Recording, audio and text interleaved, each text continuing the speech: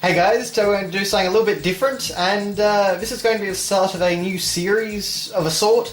I'm not really sure how long this is going to go for or anything, but basically we're going to be playing through some PlayStation demo discs, both PlayStation 1 and PlayStation 2, because, as I've shown off in other videos, I've got a few of them, and I figured it might be fun to look at some demos of different games, and games that you may not have heard of, and a lot of games that I actually haven't played before, so right, what we've got here is the Winter 98 Selections demo disc that came with Spyro the Dragon, or at least came with PAL copies of Spyro the Dragon anyway. And we've got a few demos on here. In addition to the trippy background, we've got a demo for Ghost in the Shell, Spice World is a video. I originally thought that was Space World and was very disappointed to learn that it was a Spice Girls game. Blitter Boy, which was apparently like a sort of indie game or an art project or something at the time. Treasures of the Deep has a demo. Tombi has a demo. Most of his games I don't know. Tekken 3 I know. But yeah, and trippy background for some reason. But so what we're going to do is we're going to work our way through the demos, take a look at all these different games, and just see what they're like. And in some cases, maybe take a look at some, slightly different versions to the games that we all know. But for some reason that weird artifacting issue keeps happening in the background, but let's just ignore that, and we're going to start with the first demo on the disc, which is Ghost in the Shell.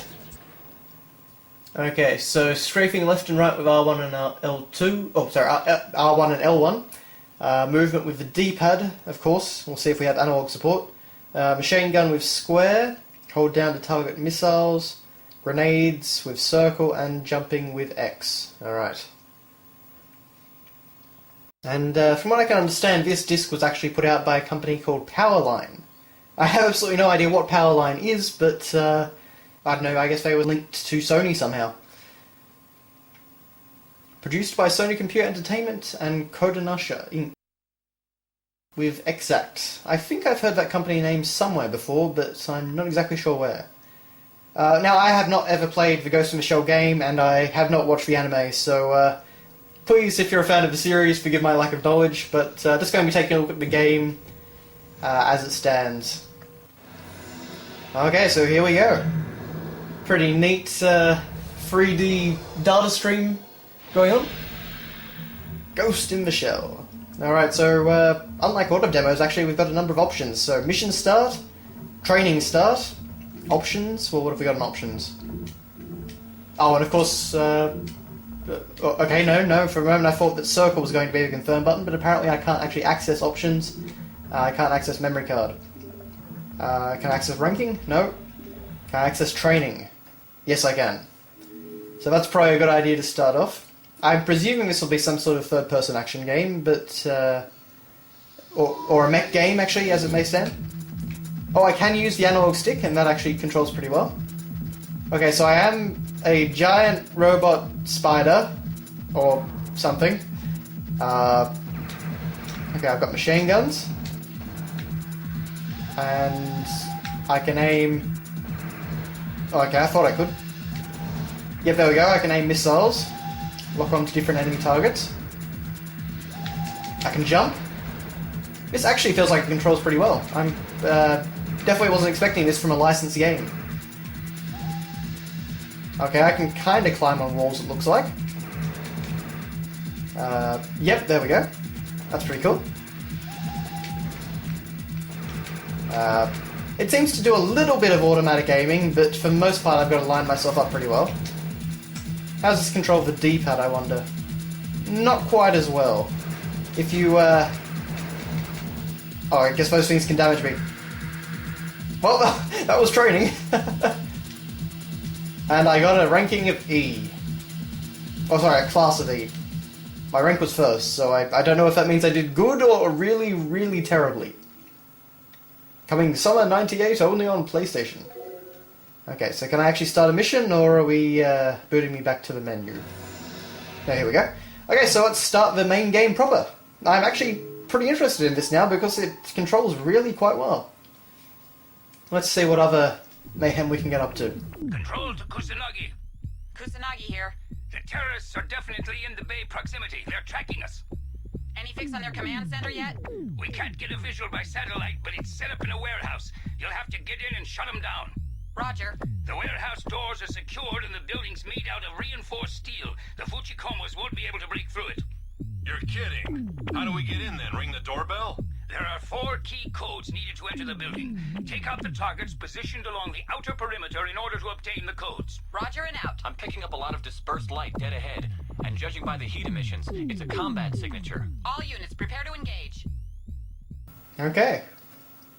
So, I kind of like the little, style they had there, and the voice acting wasn't half bad. I'm not actually sure if there was a dub of Ghost in the Shell by 97, but, not too bad for a PlayStation 1 game. A lot of PlayStation 1 games have some pretty terrible voice acting. This is kind of interesting. If you back up against the structure, you go into this kind of first-person mode. I'm not exactly sure why, but it's kind of neat. I wonder if I can actually get into that mode anytime. Yes, I can. Select.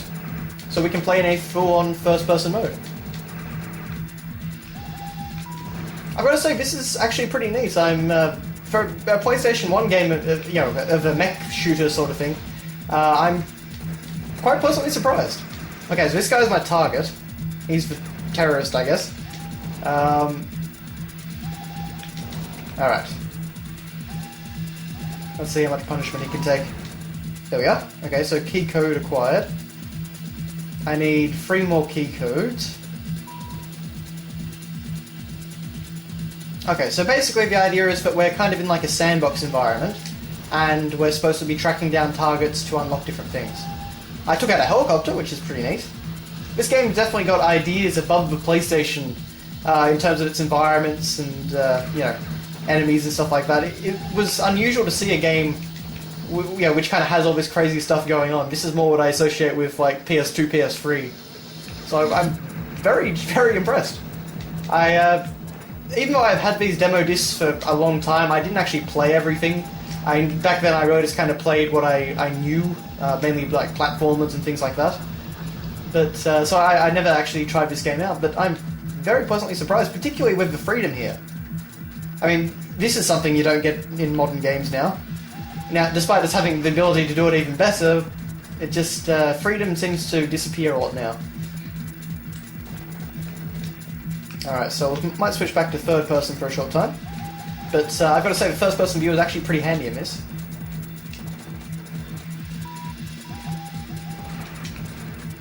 Probably overkill for that one guy, but I've got to say these soldiers actually can take a lot of machine gun bullets. Here he is. Okay, we got a grenade, so maybe let's try that out. If we can, there we are. Okay, that's pretty powerful.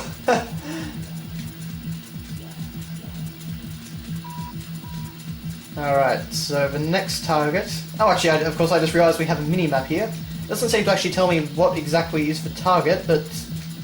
Well, maybe it's the green thing over here? No, that's a health power-up.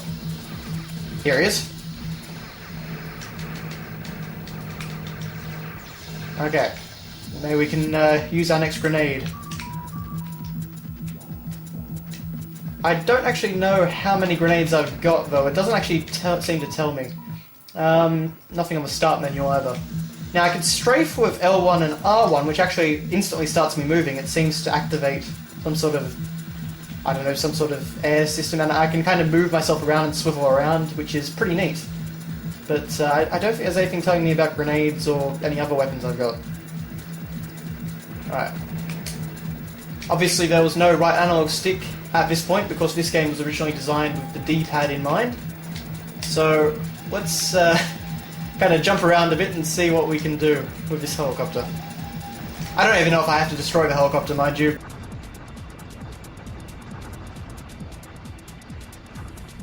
For a PS1 game, actually, the draw distance is very impressive. It doesn't really look like much now, but PS1 games had a very hard time with draw distance. Which is why, they often use pre-rendered images and stuff like that. Anyone that knows the Final Fantasy games, knows about that technique. But I've got to say they've done a really impressive job with the 3D environment here. And, that's something quite unusual on the PlayStation 1. plenty of games did do it, of course, but, you know, this is definitely very forward-thinking. Okay, so now I can proceed to the warehouse. Just depends where the warehouse is, so I'm presuming here?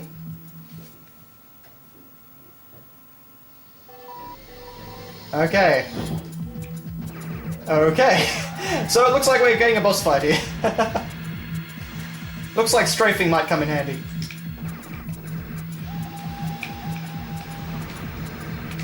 Okay, he can. Looks like he can camouflage himself. Although, considering his camouflage effect is a rainbow-coloured hue, I don't think it's going to help him too much. Oh, okay. Looks like you can't really outrun that. Let's try a grenade on him. Oh, no grenades. Wow, no, okay, I'm dead. Whoops. Alright, let's see if it lets me retry then. Nope. Okay. So what I'll do is get back up to that point in the mission and, you know, continue from there. So, see you back at the boss. Just for clarification, by the way, I've actually figured out the map system. And you can see that actually any of the orange dots, those are the targets that I'm going after. At least as far as I can tell, anyway. So all the other enemies don't actually appear on the map. They only appear in the actual level. So if I just go over here... This might be it up here, actually. No, that's a helicopter. Where are you? There you are. So yeah, that's the orange dot. So yeah, it's actually... It does make sense. I just need to get the readout right. I was thinking that the orange was all of the enemies. But apparently not. And of course, as I figured out, the health bar is actually the bar at the bottom. It goes around... It's basically the green part. There's another section that kind of changes between red and green and yellow, which I'm not really sure exactly what it means. I don't know if it just means danger or something. But, yeah, so the interface isn't quite as confusing as I first thought it was. Alright, so let us take on the boss. This time, let's win. Okay, so we're going to first-person mode because I seem to be having the most success with this. Okay, so we can hide. We can actually hide on the wall, which is pretty neat, while he's doing the laser.